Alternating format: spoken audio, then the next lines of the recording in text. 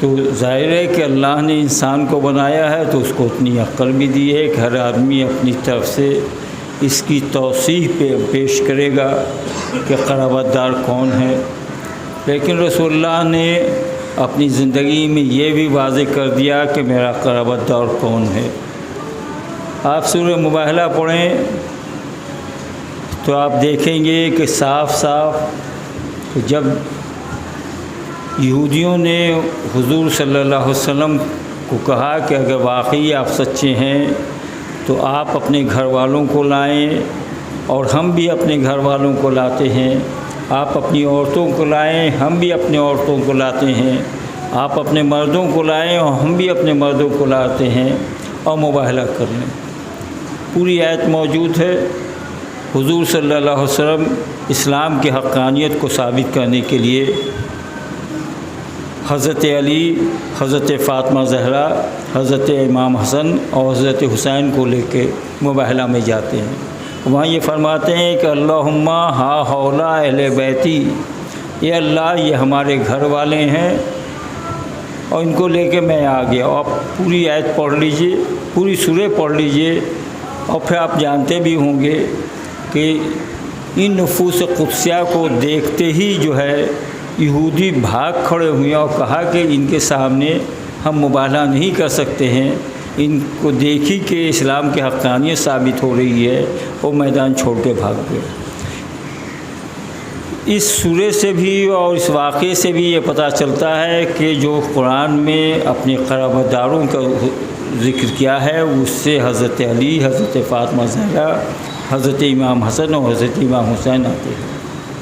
اس سے حضور نے میدان مباہلہ میں جا کے یہ کہا کہ اللہم ہا ہولا اہل بیتی، یہ ہمارے گھر والے ہیں۔ تو ظاہر ہے کہ قرآن نے یہ کہا کہ کہہ دیجئے کہ ہم رسالت کاج نہیں چاہتے ہیں بلکہ ہمارے قرابت داروں سے محبت کی جائے۔ تو گھر والوں سے بڑھ کے قرابت دار کون ہوتا ہے؟ لہٰذا ان سے محبت کرنا قرآن کا بھی حکم ہے اور رسول اللہ کی سنت بھی ہے۔ اہل بیت سے محبت کرنا قرآن کا بھی حکم ہے اور رسول اللہ کی بھی سنت ہے۔ اور پھر بے پناہ احادیثیں ہیں کہ جو حسین سے محبت کرے گا اللہ اس سے محبت کرے گا۔ بے پناہ احادیثیں ہیں، بے پناہ فضائل بیان کیے گئے ہیں کہ اہل بیت سے محبت کی جائے۔ الحمدللہ 1400 سال کا عرصہ گزر گیا، لیکن ایک جماعت ایسی ہے جو اہل بیت سے بے پناہ محبت کرتی ہے۔ لیکن حضور کے پردہ فرمانے کے فوراً ہی بعد کے اگر آپ تاریخ کا مطالعہ کریں تو کچھ دنوں کے بعد سے یہ اہل بیت ستائے جانے لگے تھے، اور وہ کلائمیکس سن 61 ہجری میں یعنی حضور کے دنیا سے تشریف لے جانے کے 50 سال کے بعد بالکل پورے طور پر واضح ہو گیا اور سامنے آیا کہ حضور کے خانوادے کے جو لوگ بچے ہوئے تھے تقریباً ایک ایک کر کے کربلا کے میدان میں شہید کر دیا گیا۔ صرف ایک زین العابدین بچ گئے، باقی سب شہید ہو گئے۔ اتنا دلدوز واقعہ اور اتنا دلسوز واقعہ سن 61 میں پیش آیا کہ جس کی مثال تاریخ عالم و آدم میں نہیں ملتی ہے۔ ابھی بھی ایک جماعت ایسی ہے جو اس واقعے کی یاد مناتی ہے اور یہ اس واقعے کی یاد منانے کی تبلیغ کرتی ہے۔ لیکن کچھ لوگ ایسے بھی ہیں جو اس واقعے کو نہ یاد منانا جائز سمجھتے ہیں اور نہ یاد منانے کی تبلیغ کرتے ہیں بلکہ اسے روکنے کی تبلیغ کرتے ہیں۔ 1400 سال سے تقریباً 1400 سال سے یہی کھیل چل رہا ہے کہ بھائی قربانی امام حسین کی یاد منائی جائے یا نہ منائی جائے، اہل بیت سے محبت کی جائے یا نہیں کی جائے، اہل بیت ہیں کون، بس اسی پہ بحث چل رہی ہے۔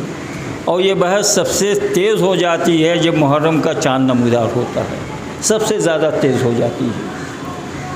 میں بس اتنا کہتا ہوں کہ بھائی جہاں حسینیت زندہ ہے وہاں کچھ یزیدیت بھی زندہ ہے۔ جہاں حسین کے ماننے والے پوری قوت و توانائی سے ان کی یاد منانے کے لیے کہتے ہیں، وہاں یزیدیت پوری قوت و توانائی سے اسے روکنے کی بھی کوشش کر رہی ہے۔ دیکھیے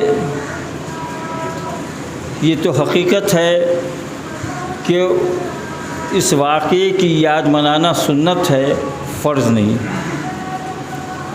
پھر آپ یہ کہیں گے کہ اس واقعے کی یاد منانے کے لیے قرآن کریم میں کوئی بھی آیت ایسی نہیں، سورہ نہیں تو چھوڑیے آیت بھی نہیں ہے۔ تو آپ جانتے ہیں کہ یہ واقعہ اس وقت پیش آیا ہے جب قرآن کریم کو نازل ہوئے 50 سال سے بھی زیادہ کا عرصہ گزر گیا، لیکن انہی آیات سے استنباط کی جائے تو ان کی یاد منانا جائز ٹھہر جاتا ہے کہ بھائی حضرت ابراہیم علیہ نبینا نے جو حضرت اسماعیل کو قربانی دی 1400 سال سے ہی نہیں بلکہ کتنے سال پہلے حضور صلی اللہ علیہ وسلم کی بعثت سے کتنے سال پہلے یہ واقعہ پیش آیا، لیکن آج بھی مسلمان حضرت ابراہیم علیہ السلام کی اس سنت پہ عمل کرتا ہے اور جانور کی قربانی پیش کرتا ہے۔ حضرت ہاجرہ حضرت اسماعیل کی ان کی پیاس کی شدت دیکھ کے صفا مروہ پر دوڑیں، تو آج بھی حاجیوں پر یہ لازم ہے اس وقت حج مکمل ہوگا جب وہ صفا و مروہ پر دوڑ لیں گے۔ اگر صفا و مروہ پر وہ نہیں دوڑیں گے تو وہ حج مکمل نہیں ہوگا۔ رمی کرنا یعنی شیطان کو کنکری مارنا حج کا ایک رکن ہے۔ حضرت ابراہیم علیہ نبینا نے اس وقت شیطان کو کنکری مارا تھا، اور آج بھی وہ حج کے ایک رکن میں ہے، جب تک کنکری نہیں مارا جائے گا حج پوری نہیں۔ تو نبی کے فرزند شہید نہیں، ذبح نہیں کیے گئے تھے، صرف حلق پر چھری رکھی گئی تھی، تو اس کی یاد 1400 سال نہیں بلکہ زمانے قدیم سے اس کی یاد منائی جا رہی ہے اور منائی جاتی رہے گی، اس میں کسی کو اشکال نہیں ہے۔ کوئی جماعت کوئی فرقہ سے یہ نہیں کہتا ہے کہ یہ غلط ہے۔ افسوس ہے کہ جس کا ہم کلمہ پڑھتے ہیں اس کے نواسے بے دردی کے ساتھ شہید کر دیے جائے اور ان کی یاد منانے پر فتویٰ بازی ہو، ان کی یاد منانے کے سلسلے میں محرم کا چاند نمودار ہو اور پھر مضامین لکھنے کا سلسلہ شروع ہو جائے۔ صاحب یہ جائز ہے اور ناجائز ہے۔ یہ بڑے افسوس کی بات ہے کہ ہم حضرت ابراہیم کی سنت پر تو عمل کریں، حضرت ابراہیم علیہ السلام کے بیٹے کے گلے پر چھری رکھ دی جائے تو اس کی یاد منائیں، لیکن نبی کے نواسے کو شہید کر دیا جائے تو ان کی یاد نہیں منائیں۔ یہ بہت افسوس کی بات ہے کہ 1400 سال تک ہم اسی بحث میں الجھے رہیں کہ صاحب یاد منائی جائے یا نہیں منائی۔ پھر ایک طریقہ ہم نے یہ بھی اپنایا ہمارے بزرگوں نے کہ بھائی جس کا جی چاہے یاد منائے، جس کا جی چاہے نہیں منائے۔ بڑا صلح کلی یہ ہے کہ صاحب آپ پر کوئی زبردستی نہیں ہے، آپ اپنے اعمال کا حساب دیں گے، ہم اپنے اعمال کا حساب دیں گے۔ آپ کا جی چاہتا ہے اس واقعے کی یاد منائیں، آپ کا جی چاہتا ہے اس واقعے کی نہیں یاد منائیں۔ لیکن اس پر اگر بس ہو جاتا تو بڑی اچھی بات ہوتی، لیکن اس پر بھی فتویٰ بازی شروع ہو گئی۔ اور 100 سال پہلے اتنے ڈینجر اور اتنے ایسے فتوے دیے گئے یاد منانے کے سلسلے میں کہ آج محرم نے اپنی شکل کو بدل دیا۔ آج حسین کی یاد وہ مخصوص یاد جو لوگ مناتے ہیں ان کی نہیں، جو خانقاہوں میں بیٹھ کے، اپنے گھروں میں بیٹھ کے، کربلا میں بیٹھ کے، امام باڑوں میں بیٹھ کے جو مناتے ہیں اس کی بات نہیں کہتے ہیں۔ جو روڈ پر نکلتے ہیں اس یاد کی شکل کو بدل دیا۔ حسین کے نام پر، اس قافلے کی، اس شہادت کے نام پر جو جلوس نکلنا چاہیے تھا وہ یہ ہونا چاہیے تھا کہ نعرہ تکبیر کا نعرہ لگنا چاہیے تھا۔ اس میں لوگ نماز اذان کا احترام کرتے ہیں، اس میں اسلامی شعار پیش کیا جاتا، اس میں قربانی حسین کو یاد دلایا جاتا، اس میں اسلامک اسپرٹ کو زندہ کیا جاتا، اس میں یہ بتایا جاتا کہ حق کیا ہے اور ناحق کیا ہے، اسلام کس طرح امن و شانتی کا پیغام دیتا ہے، حسین نے کس طرح نفوس انسانی کی حفاظت کی ہے، حسین نے کس طرح دین کو بچایا یہ نہیں ہوتا ہے، بلکہ ٹھیک جو اسلام میں منع ہے وہی کام ہوتا ہے۔ دیکھیے میں پھر اس بات کو دوہرا دیتا ہوں، میں اکھاڑا نکالنے کا قائل ہوں، میں تعزیہ بنانے کا قائل ہوں، لیکن اس کے باوجود جو پروسیشن نکلتا ہے وہ اسلام کا صرف کھلا مذاق ہوتا ہے۔ بلکہ کسی انگریز کا ایک جملہ ہے کہ یزید ایک بار کر دے اور یہ مسلمانان ہند ہر سال کر دی، یعنی یہ کام یزید نے ایک مرتبہ کیا اور ہندوستان کا مسلمان ہر سال کر رہا۔ کون سی برائی اس کے اندر نہیں ہوتی ہے، کون سی خرابیاں اس کے اندر نہیں ہوتی ہیں، کس طرح لوگ ڈانس کرتے ہیں، کس طرح ڈی جے بجتا ہے، کس طرح لوگ شراب پی کو اچھلتے ہیں، کتنی عورتیں روڈ پر چلی آتی ہیں۔ صاحب یہ حسین کی یاد منانے کا طریقہ نہیں ہے، لیکن اس کی آپ دیکھیے گا آج اور کل اور پرسوں کا پیپر دیکھا ہوگا، فیس بک دیکھا ہوگا، لوگ اس پر خوب تبصرہ کرتے ہیں۔ صاحب اسلام کا مذاق اڑ رہا ہے، آپ جڑ تک پہنچیے کہاں سے مذاق اڑ رہا ہے، کیسے مذاق اڑ رہا ہے اور اسے کیسے روکا جائے گا۔ دیکھیے تین ہی چیز ہے، کیسے اس کا مذاق اڑا، کون مذاق اڑا رہا اور کیسے روکا جائے گا، بس یہ تین چیز ہے۔ صاحب یہ تو طے ہے ہندوستان میں، خود اس سرزمین پٹنے میں طے ہے کہ 500 سال سے محرم منایا جا رہا ہے پٹنے میں، ہو سکتا ہے اس سے پہلے بھی منایا جاتا ہو، لیکن 500 سال کی میرے پاس تاریخ موجود ہے کہ 500 سال سے پٹنے کی اور محلہ درگاہ کی سرزمین پر محرم منایا جا رہا ہے۔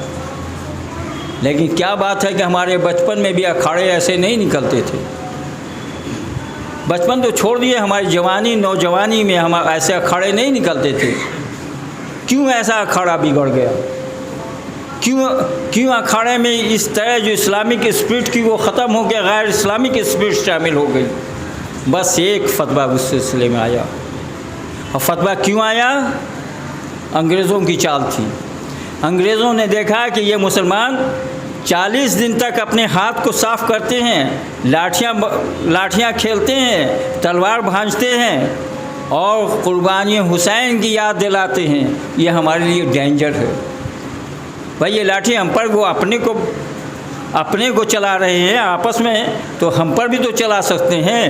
تلوار وہ سیکھ رہے ہیں، ہم پر بھی تو چلا سکتے ہیں۔ وہ قربانی حسین کو یاد دلا رہے ہیں، ہم پر بھی تو وہ عمل ہو سکتا ہے۔ ہم کو یاد ہے کہ پرسوں ہی ایک صاحب نے ہم سے فون کر کے پوچھا کہ بھائی یہ کون جماعت تھی کہ پٹنہ سٹی میں اپنے باڈی کو اپنے کاٹ رہی تھی، غیر مسلم تھے۔ تو پہلے میں تو بہت ہنسا، ہم کہا کہ ہوشیار رہیے گا، جو اپنے باڈی کاٹ دے تو آپ کو کاٹنے میں کتنا دیر لگے گا، کہ ہاں اسی تو میں پوچھ رہا ہوں کہ یہ کون سی جماعت تھی۔ تو یہ ساری چیزیں آپ کے مخالفین کے خلاف جا رہی تھیں، لہٰذا مولوی تو کبھی 100 روپے میں بکتا ہے، کبھی 1000 روپے میں بکتا ہے، کبھی 1 لاکھ میں بکتا ہے، کبھی 1 کروڑ میں بکتا ہے۔ مولویوں نے اس کے خلاف فتویٰ دے دیا۔ اس نے نہیں دیکھا کہ ہندوستان میں کیا صحیح ہے، اور اس فتوے کا اثر یہ ہوا کہ آہستہ آہستہ اچھے لوگ اکھاڑے سے نکلتے گئے۔ خود ہمارے محلے کے، ہم اپنے محلے کی بات کرتے ہیں، اچھے تمام لوگ اکھاڑے میں شامل ہوتے تھے، آج ہمارے محلے میں بھی شامل ہو گئے۔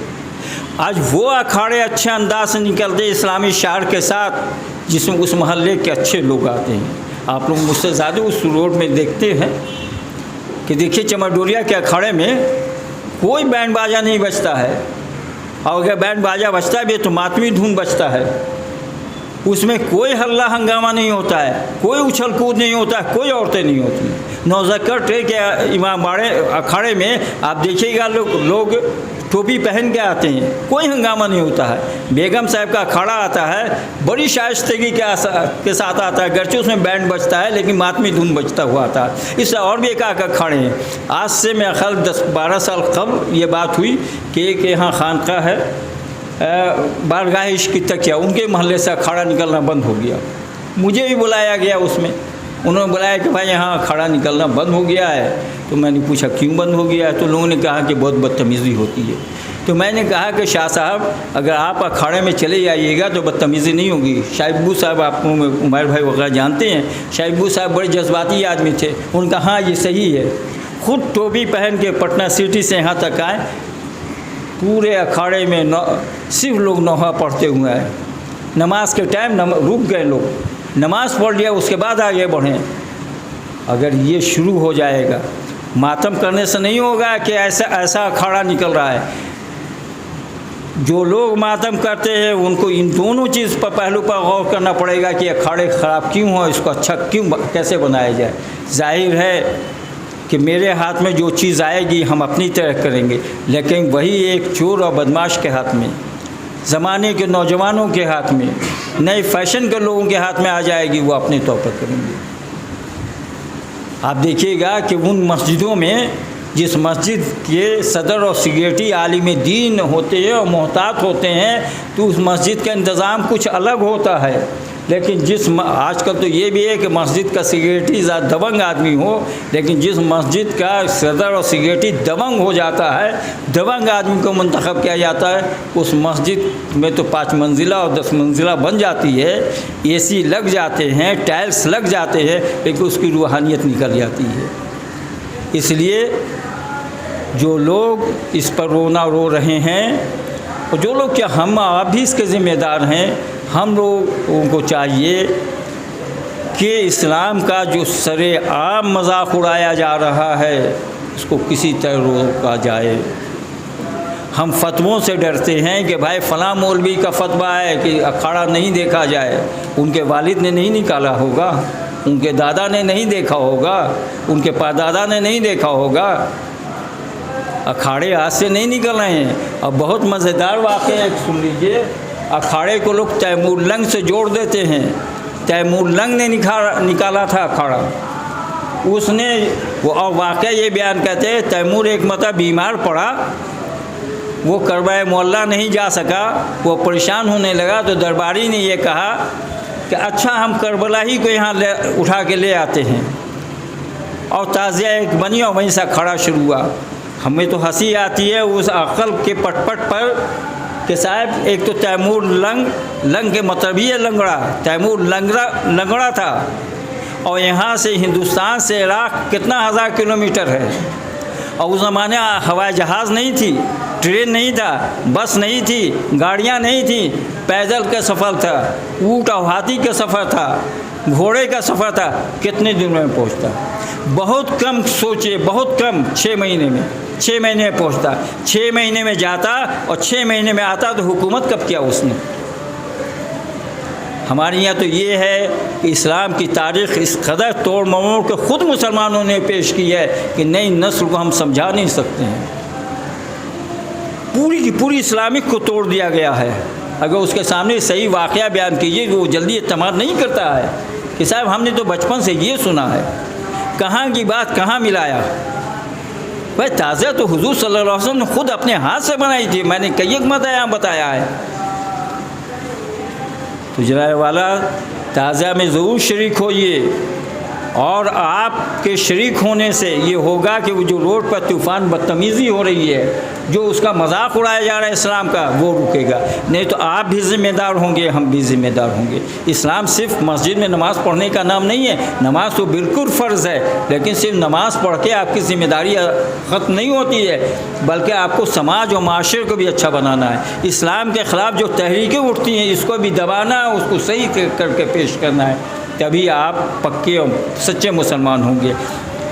میں نے ایک صاحب سے پوچھا کہ بھائی آپ جو اکھاڑا نکال رہے ہیں اور اتنے بینڈ باجے ہیں، تو یہ غیر اسلامک جو عمل ہے اس کا آپ اللہ کے ہاں جواب دیں گے یا نہیں دیں گے؟ انہوں نے کیا جواب دیا؟ ہم یہاں پر بھی جو ہے ہم خود قصوروار ہیں، ہم اور آپ، ہم نے کبھی علماء اور صوفیہ کا گریبہ نہیں پکڑا غلط کام پر۔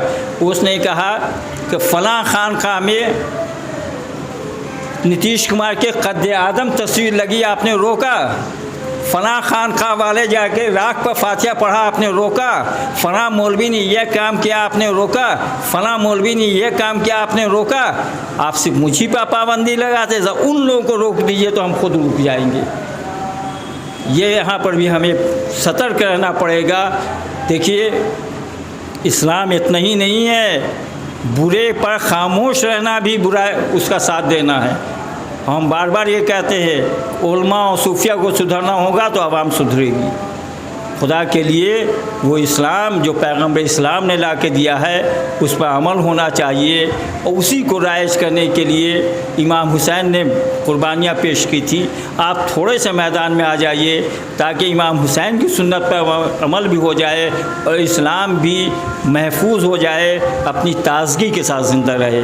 وما علینا الا البلاغ۔ کھڑو